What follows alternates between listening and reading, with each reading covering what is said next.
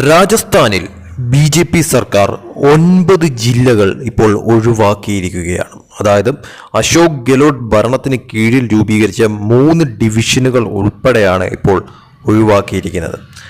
ഒരു പ്രധാന തീരുമാനമെടുത്തുകൊണ്ടാണ് രാജസ്ഥാനിലെ BJP സർക്കാർ 17 ജില്ലകളിൽ 9 എണ്ണവും അശോക് ഗെഹ്ലോട്ട് ഭരണകാലത്ത് രൂപീകരിച്ച 3 ഡിവിഷനുകളും ഇപ്പോൾ നീക്കം ചെയ്തിരിക്കുന്നത് തന്നെ.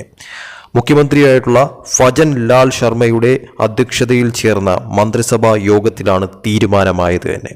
ഇനി രാജസ്ഥാനിൽ 41 ജില്ലകളും 7 ഡിവിഷനുകളുമാണ് ഉണ്ടാകുന്നത്. പുതിയ ജില്ലകൾ രൂപീകരിക്കുന്നതിനുള്ള അടിസ്ഥാന മാനദണ്ഡങ്ങൾ മുൻ കോൺഗ്രസ് സർക്കാർ അവഗണിച്ചുവെന്ന് ആരോപിച്ച ക്യാബിനറ്റ് മന്ത്രി ജോഗറാം പട്ടേൽ രാഷ്ട്രീയ മുതലെടുപ്പിന് തെരഞ്ഞെടുപ്പിന് തൊട്ടുമുമ്പ് പുതിയ ജില്ലകളും ഡിവിഷനുകളും സൃഷ്ടിച്ചുവെന്ന് ആരോപിച്ചു.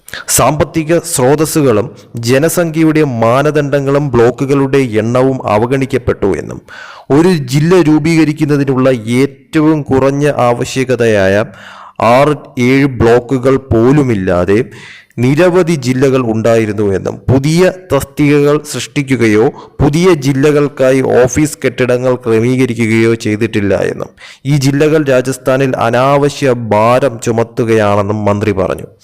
ചെറിയ ജില്ലകളുടെ രൂപീകരണം ജനങ്ങളെ ഭരണത്തിലേക്ക് എത്തിക്കാൻ സഹായിക്കുമെന്ന് അവകാശപ്പെട്ട് മുൻ അശോക് ഗെഹ്ലോട്ട് സർക്കാരാണ് സംസ്ഥാനത്ത് 17 പുതിയ ജില്ലകളും 3 പുതിയ ഡിവിഷനുകളും സൃഷ്ടിച്ചത് ശ്രദ്ധേയമായത്.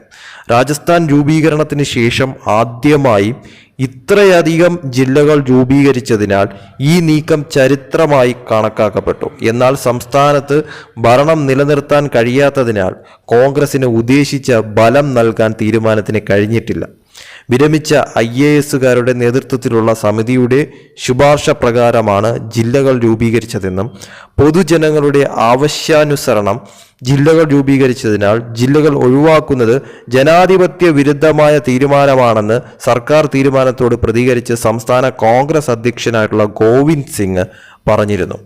ഈ തീരുമാനം ഒട്ടും സ്വീകാര്യമല്ലാത്തതിനാൽ സർക്കാരിനെതിരെ കോൺഗ്രസ് സംസ്ഥാന വ്യാപകമായി പ്രക്ഷോഭം ആരംഭിക്കുമെന്നും കോൺഗ്രസ് അധ്യക്ഷൻ പറഞ്ഞു. വലിയൊരു തീരുമാനമാണ് ഇപ്പോൾ BJP സർക്കാർ രാജസ്ഥാനിൽ എടുത്തിരിക്കുന്നത് എന്ന കാര്യത്തിൽ യാതൊരു സംശയവുമില്ല. അതായത് കോൺഗ്രസ് മുതലെടുപ്പിനായിട്ട് തിരഞ്ഞെടുപ്പിന് തൊട്ടു മുമ്പ് പുതിയ ജില്ലകളും ഡിവിഷനുകളും സൃഷ്ടിച്ചു എന്നുള്ള തരത്തിൽ തന്നെയായിരുന്നു BJP തുറന്നടിച്ചു പറഞ്ഞ കാര്യമെന്ന് പറയുന്നത്.